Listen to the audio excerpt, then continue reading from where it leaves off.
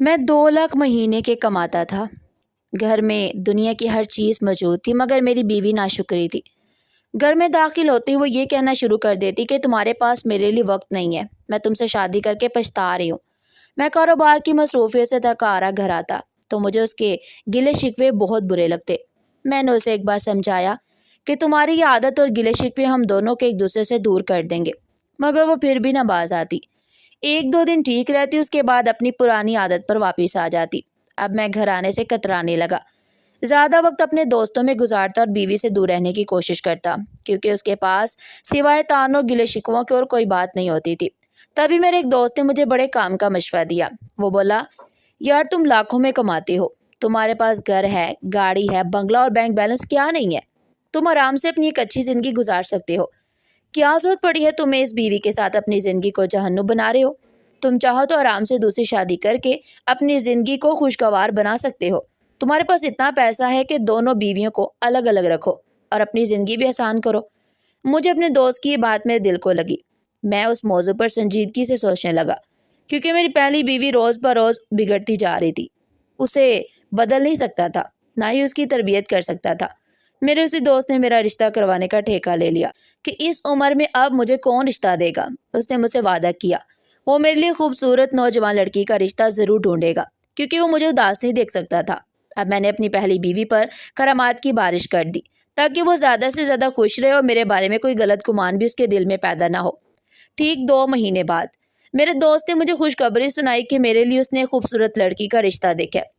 وہ لڑکی لاکھوں میں ایک ہے، اس کی خوبصورتی کے اتنے چرچے ہیں کہ اس کے گھر اس کے کئی رشتے آ چکے ہیں، لیکن باپ لالچی طبیعت کا مالک ہے۔ وہ بیٹی کی شادی تبھی کرے گا جب اسے اپنی بیٹی کا مستقبل صحیح نظر آئے گا، اور یہ اسی صورت میں ممکن تھا جب وہ اپنی بیٹی کی شادی کسی امیر گھرانے میں کرتا۔ میں جانتا تھا کہ اسے اپنی بیٹی سے زیادہ اپنے روپے پیسے سے پیار ہے۔ میں اپنے دوست کے ساتھ مل کر اس آدمی سے ملنے گیا۔ اسے بتایا کہ میں ایک شادی شدہ آدمی ہوں، لیکن دوسری شادی کرنا چاہتا ہوں۔ پہلی بیوی کے ساتھ تعلقات کچھ اچھے نہیں ہیں۔ اس آدمی نے اس بات پر ذرا بھی اعتراض نہ کیا، کہنے لگا، مجھے اس پر کوئی مسئلہ نہیں، بس آپ میری بیٹی کو یہ نہ بتائیے گا کہ آپ اسے دوسری شادی کر رہے ہیں، وہ کم عمر ہے، اس کا دل ٹوٹ جائے گا۔ مجھے تو پکی عمر کے لوگوں پر زیادہ بھروسہ ہے، وہ وفادار ہوتے ہیں۔ آج کل کے 20-25 سالہ لڑکے ذمہ داری نہیں لیتے۔ اب آپ کو ہی دیکھ لیجئے، آپ دوسری شادی کر رہے ہیں لیکن اپنی پہلی بیوی کو طلاق نہیں دے رہے۔ وہ آدمی مجھے بڑا ہی شاطر لگا، لیکن اس کی سب سے بڑی کمزوری پیسہ تھا۔ میں نے اس کے کاروبار میں کچھ پیسہ لگایا، اس نے اپنی بیٹی کا ہاتھ بلا جھجک میرے ہاتھ میں دے دیا۔ میں نے فرح سے شادی کی تو وہ واقعی میری زندگی بدل گئی۔ شادی کی رات جب میں نے اس کا چاند سے چہرہ دیکھا تو میں اپنے ہوش و حواس ہی کھو بیٹھا۔ وہ واقعی لاکھوں میں ایک تھی، انتہائی خوبصورت، اس کی آنکھوں میں بلا کی معصومیت تھی۔ میں اپنی دوسری بیگم سے اس قدر خوش تھا کہ کوئی بات مجھے یاد ہی نہ رہی۔ اپنی پہلی بیوی کے گھر کا راستہ جیسے میں بھول گیا تھا۔ پہلی بیوی مجھے فون کرتی تو میں مصروفیت کا بہانہ بنا کر اسے ٹال دیتا۔ وہ پریشان رہنے لگی۔ میں نے اسے دوبارہ فون کرنے کی بھی زحمت نہیں کی اور تقریباً 2 ہفتے اسی طرح گزر گئے۔ جب 2 ہفتے بعد گھر گیا تو میری نظر ندامت سے جھکی ہوئی تھی۔ مجھے سمجھ نہیں آ رہی تھی کہ میں اپنی بیوی کو کیا جواب دوں، کہیں اسے شک تو نہیں ہو گیا۔ یہ بات سوچ سوچ کے میرے ذہن میں تھوڑے بج رہے تھے۔ پھر سوچا کہ مجھے اس سے ڈرنے کی کیا ضرورت، کون سا سے میری دوسری شادی کا پتہ ہے، اگر پتہ ہوتا تو اتنے سکون سے نہ بیٹھی ہوتی۔ مگر پھر مجھے حیرت ہوئی تھی۔ میں 2 ہفتے بعد گھر آیا اور میری بیوی کے چہرے پر کوئی پریشانی نہیں تھی۔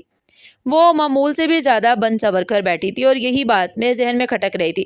میں سمجھا نہیں تھا، وہ بیوی جو میرے لیے ایک دن نہ آنے پر پاگل ہو جاتی تھی، آج میرے 2 ہفتے بعد آنے پر خوش باش بیٹھی تھی، جیسے اسے کوئی فرق ہی نہیں پڑا۔ مجھے خوشی بھی ہوئی تھی کہ اس نے میرے بغیر خوش رہنا سیکھ لیا، لیکن حیرت بھی ہو رہی تھی کہ یہ موضوع ہو کیسے گیا۔ ایک تیر سے 2 شکار۔ میں اپنی بیوی سے دور رہا تو اسے میری قدر آ گئی۔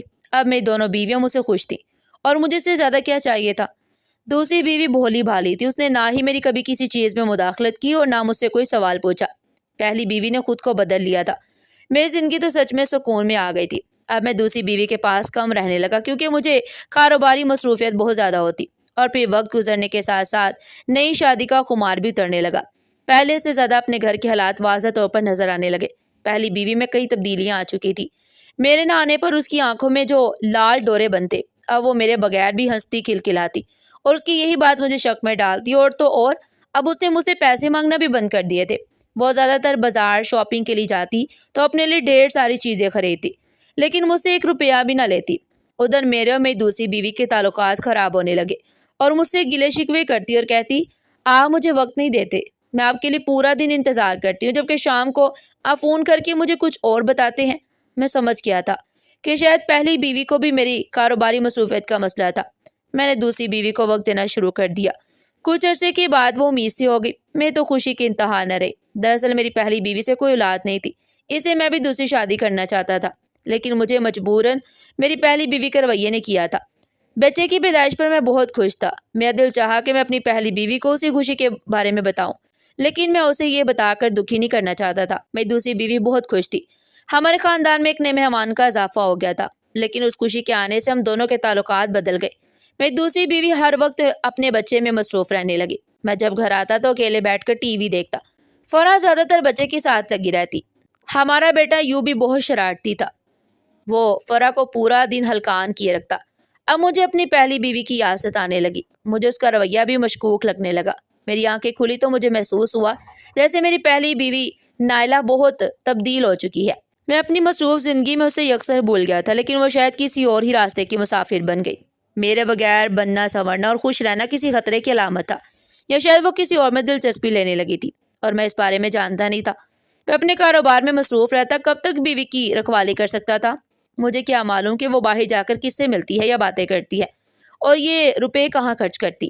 میں نے اپنے اسی دوست سے مشورہ مانگا جس نے مجھے دوسری شادی کے لیے کہا تھا، اور پھر اس نے جو بات کہی میرا تو ذہن ہی الٹ گیا۔ اس نے میری ہاں میں ہاں ملائی اور کہنے لگا دیکھو بھائی، اب تمہارا بیٹا بڑا ہو رہا ہے، کل کو اسے معاشرے میں ایک شناخت کی ضرورت ہوگی، تم کب تک اپنے بیٹے کو چھپا کر رکھو گے؟ اپنی پہلی بیوی کے ڈر سے تم کیا اپنی اولاد کو اپنے حق سے محروم رکھو گے؟ اب وقت آ گیا ہے کہ تم اپنی پہلی بیوی کو اپنی دوسری بیوی کے بارے میں بتا دو، لیکن اسے تم یہ کہو کہ تم نے یہ شادی اولاد کی خاطر کی۔ مگر میرے ذہن میں ایک اور ترکیب آئی تھی۔ اگر میری بیوی مجھ سے دھوکہ کر رہی تھی، وہ کسی اور کو پسند کرتی تھی، کسی سے ملنے چاہتی تھی، مجھ سے بے وفائی کے جرم میں اسے اتنی سزا تو دے ہی سکتا تھا، اسے اپنی زندگی سے نکال پھینک دو اور اپنی زندگی خوشی خوشی گزارو۔ مگر میرے پاس اپنی بیوی کے خلاف کوئی ثبوت نہیں تھا۔ میں اسے سزا دینے سے پہلے اس کا راز جاننا چاہتا تھا۔ میں نے اپنی کاروباری مصروفیت کم کر دی اور اپنی پہلی بیوی کے گھر آنے جانے لگا۔ پہلے دن میں تقریباً 12 بجے کے وقت اس کے گھر گیا۔ دروازہ بجائے اس نے کافی دیر کے بعد دروازہ کھولا۔ مجھے شک ہو گیا کہ واقعی میں جو اس کے بارے میں سوچ رہا ہوں وہ بالکل صحیح ہے۔ وہ دروازہ کھولنے میں اتنی دیر نہ لگاتی تھی۔ باہر آئی تو اس کی سانس پھولی ہوئی تھی اور وہ بہت گھبرا رہی تھی۔ اس نے وہی جوڑا زیب تن رکھا تھا جو وہ اکثر پہنے رکھتی۔ بھلا کی خوبصورت لگ رہی تھی۔ ایک عورت کا اتنا نکھر جانا، وہ بھی اپنے شوہر کی جدائی میں، میری سمجھ سے باہر تھا۔ میں نے دیکھا وہ بنا پل کے جھپکائے مجھے دیکھ رہی تھی، جیسے دل ہی دل میں سوچ رہی ہو میں اپنی بیوی کی ایک بھی غلطی پکڑ نہیں پا رہا تھا۔ میں اسے دور جانا چاہتا تھا، مطلب کہ میں اس پر کوئی بھی الزام لگا کر اسے طلاق دینا چاہتا تھا اور دوسری شادی کو اب خفیہ نہیں رکھنا چاہتا تھا۔ اپنے کاروباری حلقے، رشتہ داروں، دوستوں میں بھی سب کو بتانا چاہتا تھا کہ میں نے دوسری شادی کر لی ہے اور یہ کہ میرا ایک بیٹا بھی ہے۔ لیکن اگر میں اپنی پہلی بیوی کو دھوکہ دہی کے الزام میں طلاق دے کر یہ سب کرتا تو شاید مجھے لوگوں کی زیادہ ہمدردیاں سمیٹنے کو ملتی، کوئی مجھے اس بات پر بھی برا نہ سمجھتا۔ اس دن تو مجھے اپنی بیوی کے بارے میں ایسی کوئی بات نہیں پتہ چلی، سو مجھے بھی مجبوراً مطمئن ہو کر وہاں سے نکلنا پڑا۔ رات کے تقریباً 10 بجے تک میں اس کے گھر رہا۔ اس نے مجھ سے بہت باتیں کی اور جب میں گھر سے نکلنے لگا تو میری نظر دروازے کے قریب رکھے جوتے پر پڑی، جو کسی عورت کا نہیں لگتا تھا بلکہ مردانہ جوتا تھا۔ میں جاتے جاتے رک گیا۔ میری بیوی کی نظر بھی اسی جوتے پر اٹکی ہوئی تھی۔ لگتا تھا کہ وہ بھی اس معاملے میں بہت پریشان ہے اور یہ سب مجھے بتانے سے گھبرا بھی رہی ہے۔ میں نے ایک نظر اس جوتے پر ڈالی اور بیوی کو سوالیہ نظر سے دیکھا۔ یہ جوتا کہاں سے آیا؟ میری بات پر وہ ہڑبڑا گئی اور بولی ہاں یہ جوتا میں آپ کے لیے لائی تھی، اس نے بڑی ناز و ادا سے کہا تھا۔ لاجواب ہو کر میں نے وہ جوتا دیکھا تو اس پر گرد اور مٹی لگی ہوئی تھی۔ لیکن یہ تو پرانا لگ رہا ہے، کیا تم اپنے شوہر کے لیے ایک پرانا جوتا اٹھا کر لائی تھی؟ میرے سوال پر وہ بے چین سی ہو گئی۔ نہیں، تم گھر ہی کب آتے ہو کہ میں تمہیں کوئی تحفہ دوں؟ تم نہیں آئے تو میں نے خود ہی پہن لیا، ویسے بھی اتنا برا نہیں ہے، کافی آرام دہ ہے۔ بیوی کے جواب نے ایک بار پھر مجھے لاجواب کر دیا۔ محض ایک پرانا جوتا ملنے پر تو اسے طلاق نہیں دے سکتا تھا، مجھے اس سے مضبوط ثبوت ڈھونڈنے کی ضرورت تھی۔ میں نے اپنی بیوی کو بتایا اگلے 5 دن تک گھر نہیں آ سکوں گا کیونکہ کاروباری مصروفیت بڑھ گئی ہیں۔ ویسے بھی میں نے تمہیں گھر میں کافی سہولیات فراہم کر رکھی ہیں، تمہارے کمرے میں الگ سے ٹی وی لگا دیا ہے، چاہو تو تم پورا دن ٹی وی دیکھ لو، چاہو تو شاپنگ کرو، تمہیں میرے گھر میں کبھی کوئی پریشانی نہیں ہوگی۔ میری بیوی کے گھر سے نکلنے کے بعد میں اگلے منصوبے کے بارے میں سوچنے لگا۔ میں نے ٹھان لی تھی کہ 2-3 دن بعد اچانک اپنے گھر کا چکر لگاؤں گا اور اس بار دروازہ بھی نہیں بچاؤں گا۔ میں گھر کی چابیاں اپنے ساتھ لے کر گیا تھا۔ ایک چابی میں نے اپنی بیوی کے پاس رکھی اور ایک میرے کوٹ میں موجود تھی۔ میں اپنی بیوی کو رنگے ہاتھوں پکڑنا چاہتا تھا۔ 2-3 دن انتظار کرنے کے بعد میں تقریباً صبح کے 11 بجے اپنے گھر گیا۔ اس وقت میری بیوی میرے آنے کے بارے میں سوچ بھی نہیں سکتی تھی۔ میں نے چپکے سے دروازہ کھولا، دبے قدموں کمرے کے اندر داخل ہوا۔ میری بیگم سو رہی تھی۔ اس کے پاس اس کا موبائل پڑا ہوا تھا۔ اس سے پہلے کہ میں اس کے موبائل کی طرف بڑھتا، وہ ایک دم جاگ اٹھی اور خوفزدہ نظر سے مجھے دیکھنے لگی۔ آپ کب آئے؟ دروازہ کیوں نہیں بجایا؟ اس نے بہت پریشانی کا اظہار کیا، جیسے میرے آنے سے وہ چونک گئی ہو۔ کیوں؟ کیا تمہیں میرا آنا اچھا نہیں لگا؟ میں نے مشکوک نظر سے اسے دیکھا۔ اچھی بات ہے کہ آپ آ گئے، میں آپ ہی کو یاد کر رہی تھی۔ اس نے لبوں پر مصنوعی مسکراہٹ سجاتے ہوئے کہا، ہاں وہ تو دکھ رہا ہے کہ تمہیں میرے آنے سے کتنی خوشی ہوئی ہے۔ میں نے بیزاری سے کہا، سچ بتاؤ تم کس سے ملتی ہو؟ میری غیر موجودگی میں یہاں کون آتا ہے؟ میں اپنے اندر کا زہر زیادہ دیر تک جذب نہیں کر سکا۔ اسے ساتھ ساتھ پوچھ لیا، مگر میری بات پر وہ ہنسنے لگی۔ آپ بھی کیسی باتیں کرتے ہیں، میں آپ کے سوا کسی کا سوچ بھی نہیں سکتی۔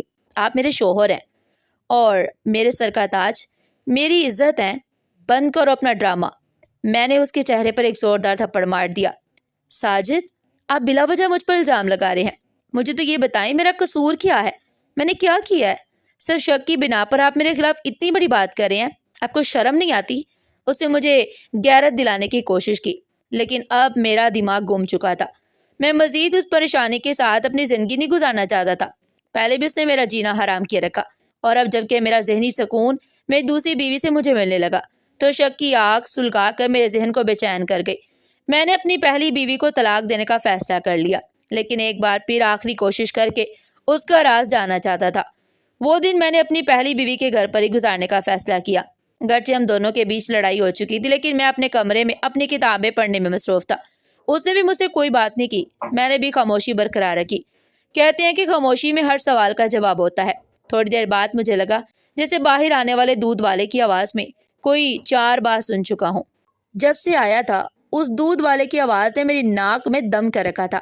میں اپنے کمرے میں موجود تھا جب میں نے اپنی بیوی کو باہر اس دودھ والے کے پاس جاتے دیکھا۔ وہ دودھ والا ہمارے گھر دودھ دینے آتا تھا، مگر کبھی اس طرح اس نے آوازیں نہیں لگائی تھی۔ اب میری پریشانی اور میرا شک اپنے عروج کو پہنچ چکا تھا۔ کسی اور سے تعلق نہ صحیح، لیکن وہ ایسا ضرور کچھ کر رہی تھی جو مشکوک تھا اور وہ میرے علم میں نہیں لانا چاہ رہی تھی۔ وہ پورا دن ایسے ہی گزر گیا۔ اگلے دن میں نے ایک انوکھا منصوبہ بنایا۔ گھر سے نکلنے کی تھوڑی دیر بعد ہی میں نے ایک دودھ والے کا روپ دھارا اور پیدل چلتا ہوا اپنے گھر کے قریب آ گیا۔ میں کافی دیر ٹہلتا رہا، مجھے کوئی غیر معمولی بات نظر نہیں آئی۔ تھوڑی دیر میں سڑک کے دوسرے کنارے سے وہ دودھ والا نمودار ہوا جو کل میرے ہوتے ہوئے بھی ہمارے گھر کے باہر چکر لگا رہا تھا۔ اسے دیکھتے ہی میری آنکھوں میں امید کی کرن جاگ اٹھی۔ آج تو مجھے اپنی بیوی کا راز پتہ چلنا ہی تھا جو مجھ سے کئی دنوں بلکہ ہفتوں سے چھپا رہی تھی۔ وہ دودھ والا آیا اور میرے گھر کے دروازے کے باہر بیٹھ گیا۔ میرا تجسس اور بڑھتا جا رہا تھا۔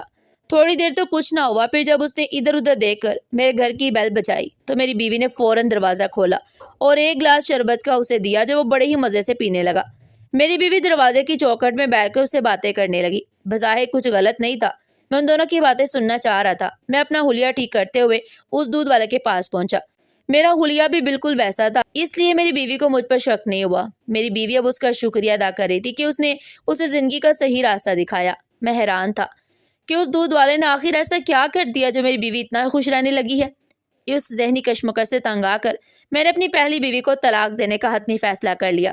مجھے اب یقین ہو گیا تھا کہ دودھ والے سے میری بیوی کا چکر ہے۔ ویسے بھی میں اپنے کاغذات تیار کروا چکا تھا۔ جس دن میں اپنی پہلی بیوی کو طلاق دینے اپنے گھر پہنچا وہ بالکل جیسے تیار بیٹھی تھی اور اسے ہر چیز پہلے سے پتہ تھی۔ میری طلاق کے اعلان پر اس نے کسی قسم کے رد عمل کا اظہار نہیں کیا اور گھر سے سامان اٹھا کر چل پڑی۔ اسے یوں دیکھ کر میں اور بے چین ہو گیا۔ میں جو سمجھا تھا کہ اسے طلاق دینے کے بعد میری زندگی میں سکون آ جائے گا، یہ سوال مجھے دن رات ڈسنے لگا کہ آخر اس نے ایسا کیوں کیا اور طلاق کے بعد بھی کسی قسم کے رد عمل کا اظہار نہیں کیا۔ اس سوال کا جواب مجھے کئی مہینوں بعد اپنی بیوی کے اس خط سے ملا جو نہ جانے کب کا اس نے میرے نام لکھ کر میری الماری میں رکھا ہوا تھا۔ میرے پیارے ساجد، مجھے تمہاری ایک ایک حرکت کا علم ہے۔ میں نے تمہارے پیچھے جو جاسوس لگا رکھا تھا اس نے مجھے سب بتا دیا کہ تم ایک نئی لڑکی کے ساتھ شادی رچا چکے ہو۔ یہ شادی تم نے اولاد کی خاطر نہیں کی بلکہ میرے برے رویے سے تنگ آ کر کی ہے۔